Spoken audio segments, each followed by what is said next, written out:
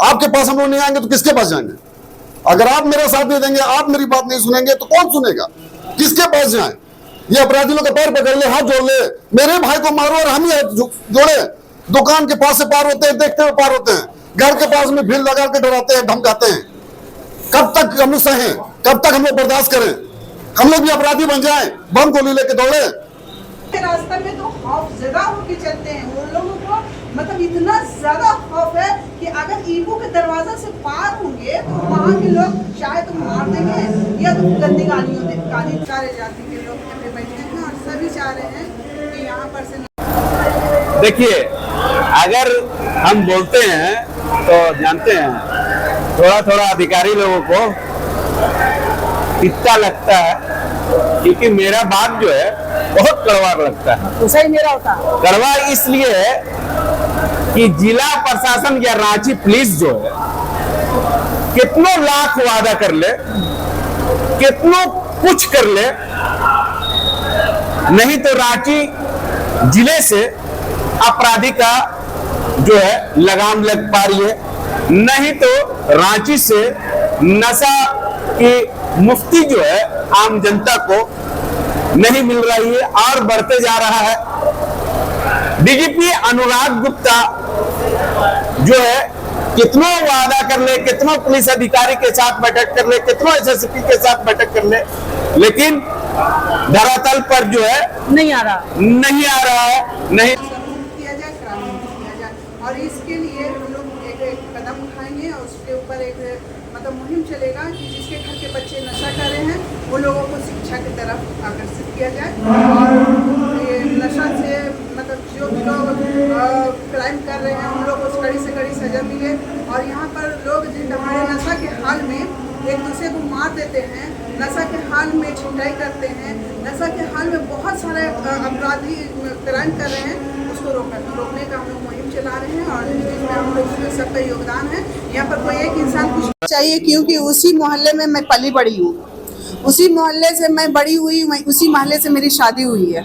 और जिस अभी मैं इस वक्त आप लोगों को बोल रही हूँ, मैं अब उसी रास्ते से जाऊंगी अपने घर, उनके घर की औरतें बाहर में मेरा वेट कर रही होंगी, जो कि अभी भी वेट कर रही होंगी। अगर लाइव अगर हो रहा होगा, कारण वो लोग भय, खौफ, डर वो लोग मतलब सब में डालना चाहते हैं। जी बिल्कुल। अभी मैं रात में उस तरफ से पार हो रही थी, ईबू का खानदान के सारे औरतें वहाँ पे बाहर में खड़ी थी और ये बात बोल रही है गंदी गालियों के साथ, जो कि मैं गाली नहीं दे सकती क्योंकि मैं पढ़ी लिखी लड़की हूँ, मुझे गाली देना शोभा नहीं देता, क्योंकि वो लोग जाहिल है, इलिटरेटी है उन लोग के अंदर, इसलिए वो लोग गाली से।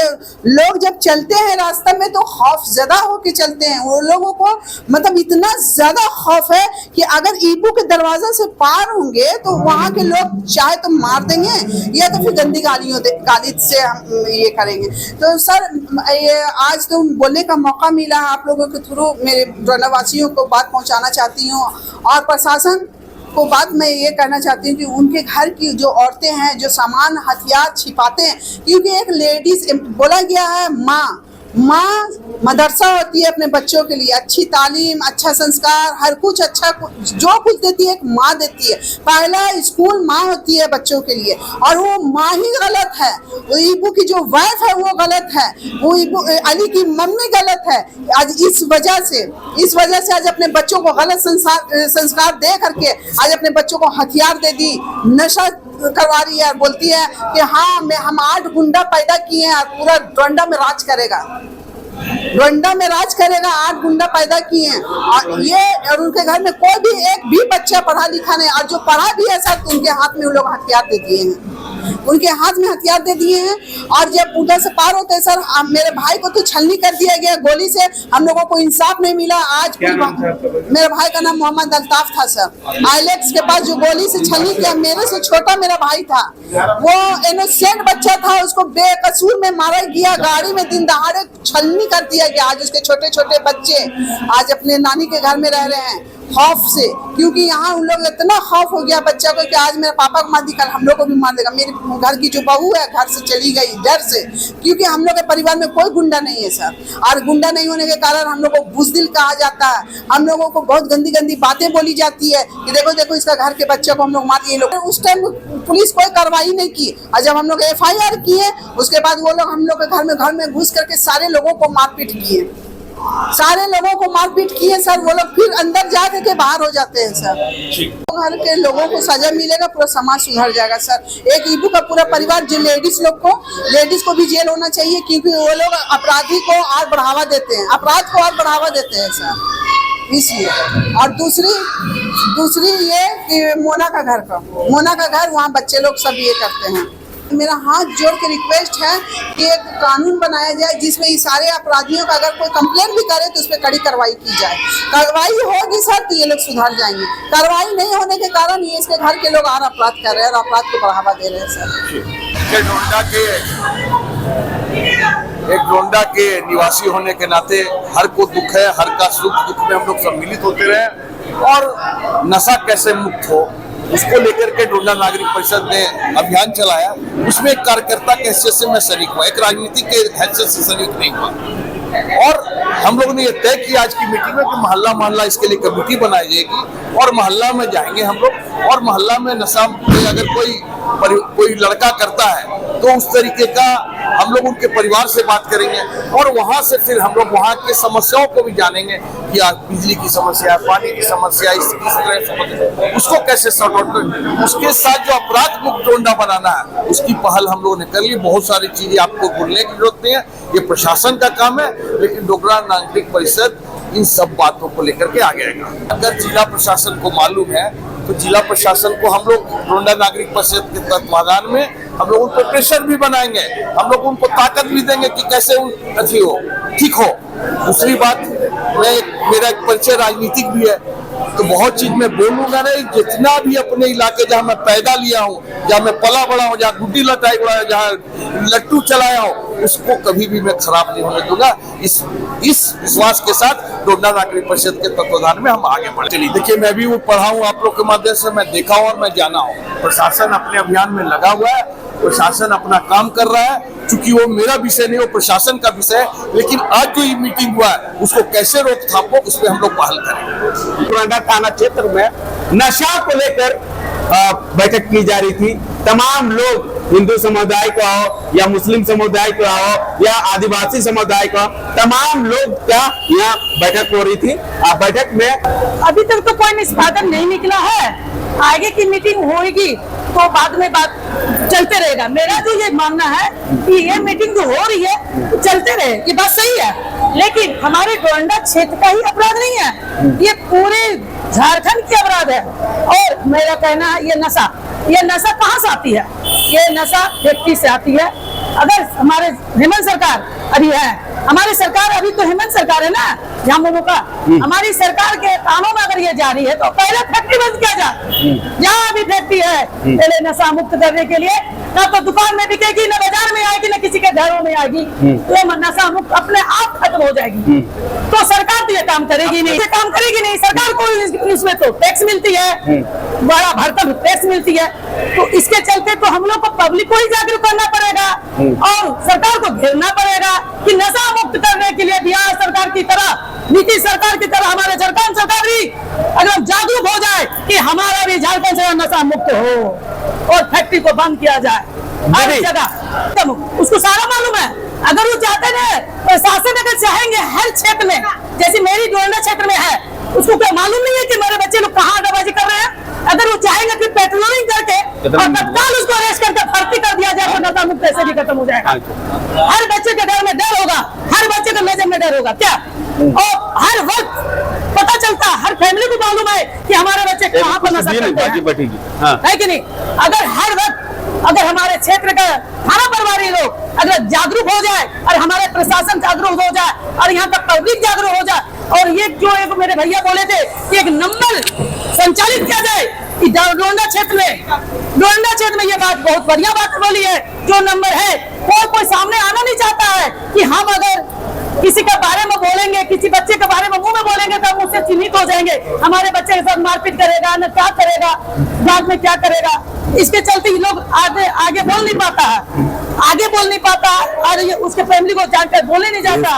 इसीलिए एक नंबर जागरण नंबर चालू करना बहुत जरूरी है। नहीं, किसी वजह से नहीं, हमारे हस्बैंड बहुत सीधा साधा है। देख लीजिए, अभी हम आपके सामने बात भी कर रहा हूँ, जल्दी बोलते भी नहीं है, किसी से लड़ाई झगड़ा भी नहीं है, किसी से हम लोग को कोई दुश्मनी भी नहीं था, लेकिन अचानक आकर के इनको चाकू मारने लगा और उसमें 3-4 भी मारे, चौथा बार तो बच गए।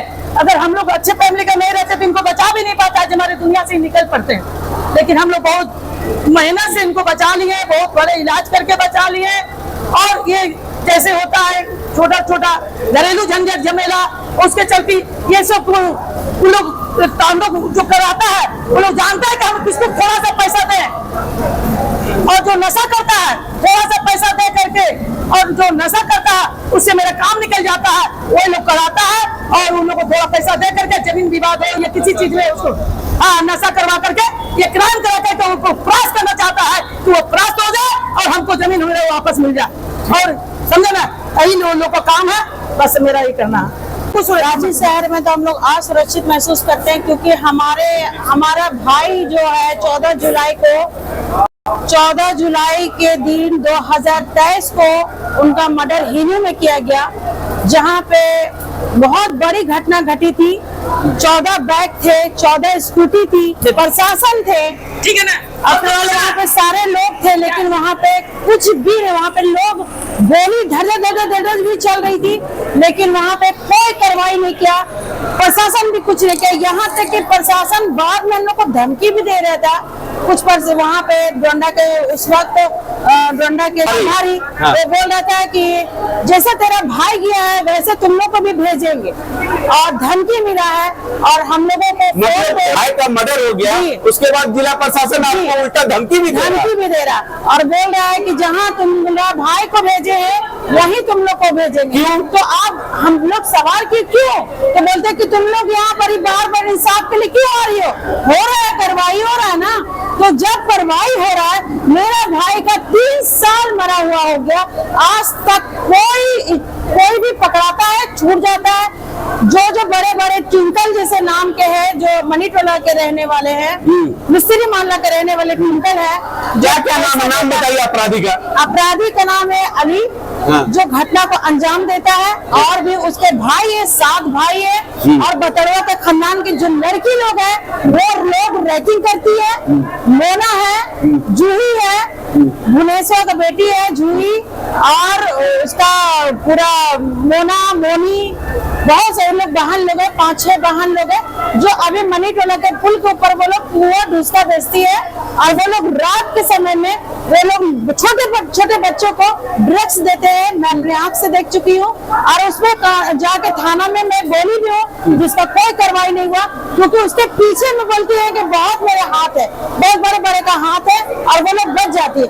अभी कुछ दिन पहले डोंडा में जो गोलीबारी चली, वो मेरा भाई था जो निहत्था था, उसे अकेले बुलाकर अली के भाई ने गोली मारा, और मतलब उसे इस कदर गोली मारे, अंदाजी गोली चलाया कि जिससे बहुत लोगों को नुकसान हुआ, बहुत लोगों को गोली बारी लगी, और हमारे भाई का तो इंतकाल हो गया, लेकिन आज तक इंसाफ नहीं हुआ है। और हम लोग प्रशासन से यही उम्मीद करके रखे हुए कि आज मेरा भाई को इंसाफ मिलेगा। आज यहाँ तक कि अब तो कुछ दिन पहले, 2-3 दिन पहले अली का फोन जाता है, जिसके घर में ये घटना हुआ कुछ दिन पहले, अभी 2-4 दिन पहले रमजान में जो हुआ, तो उसके घर में अभी नहीं पता। लेकिन अब हम लोग को उम्मीद है, फिर भी हम लोग कानून से ही लड़ रहे हैं, कानून से उम्मीद लगा के रखे हुए हैं कि वो लोग हम लोग को करे।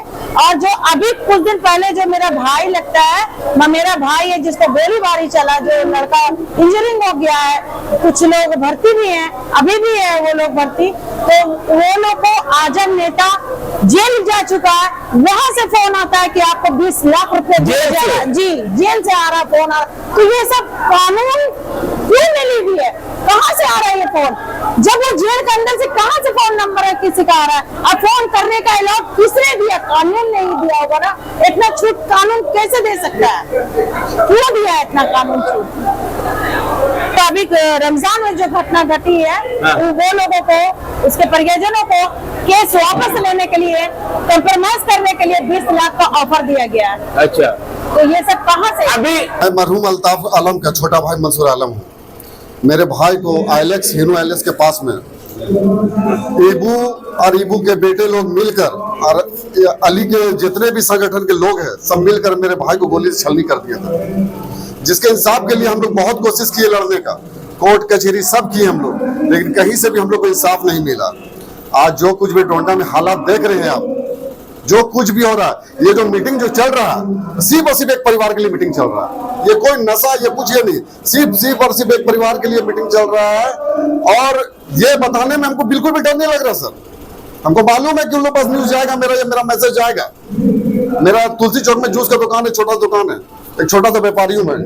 मेरा बेलदार मोहल्ला में घर हुआ, मेरे ही घर के आगे में वो अली बॉस जो क्रिमिनल चोर है उसका घर है सर। ठीक है, तो मेन मुद्दा सर जो ये जो मीटिंग बुलाया गया है सिर्फ और सिर्फ एक घर के लिए बुलाया गया। और वो जेल में रहते हुए सर देखिए कितना बड़ा बाहुबली बन रहा है। वो जेल में रहते हुए अपने गुरगट टिंकल को फोन करके आदेश देता है कि यहाँ पर तुम गोली चलवाओ, वहां गोली चलवाओ। अभी रमजान का महीना में जो गोलीबारी हुआ सर, जिसमें मेरे भाई लोग जख्मी हुए, 3-4 जो लोग जख्मी हुए मेरे भाई लोग, उनके घर की ईद खत्म हो गई, उनके बीवी के आंसू सूखे रोते रोते, इतना वो लोग रोए हैं, इतना वो लोग डर में है कि मेरा हस्बैंड को मार देगा, मेरा बेटा को छीन लेगा लोग मार के। तो इस तरह का जो माहौल डोंडा का बना सर, सिर्फ और सिर्फ एक घर है और वो है ईबू। इससे पहले जो मेरी मीटिंग हुई थी डोंडा उर्दू लाइब्रेरी में सर, वहां पर भी मैंने अपनी बात रखा था और जिला प्रशासन मैडम थाना प्रभारी आई थी और मैंने उनसे सीधा एक टक्कम बात किया, डायरेक्ट पूछा उनसे कि मेरे भाई को मार के छलनी कर दिया गया, तब भी आप लोग कुछ नहीं किए, अब तो कुछ करिए, अब तो आप लोग होश में आइए कि हम लोग अपना घर द्वार छोड़ दें। यहाँ पर आज जो हम लोग रोड किनारे ठेला में लगा के जूस बेच करके अपना परिवार चला रहे, बच्चों को पढ़ा रहे हैं, क्या करें हम लोग डोंडा से लेकर पूरे एजी मोड़ तक रंगदारी होता है। जब ये सब कानून को मालूम है तो कानून फिर एक्शन क्यों नहीं ले रहा? पता नहीं सर, चुप बैठी हुई है, पता नहीं किस बात का डर प्रशासन को, किस चीज का भय है। आप हमारे संरक्षक है, आपके पास हम लोग नहीं आएंगे तो किसके पास जाएंगे? अगर आप मेरा साथ नहीं देंगे, आप मेरी बात नहीं सुनेंगे तो कौन सुनेगा? किसके पास जाए? ये अपराधी लोग के पैर पकड़ ले, हाथ जोड़ ले, मेरे भाई को मारो और हम ही जोड़े। दुकान के पास से पार होते हैं, देखते हुए पार होते हैं, घर के पास में भीड़ लगा के डराते हैं, धमकाते हैं। कब तक हम लोग सहें? कब तक हम लोग बर्दाश्त करें? हम लोग भी अपराधी बन जाएं, बम गोली लेके दौड़े।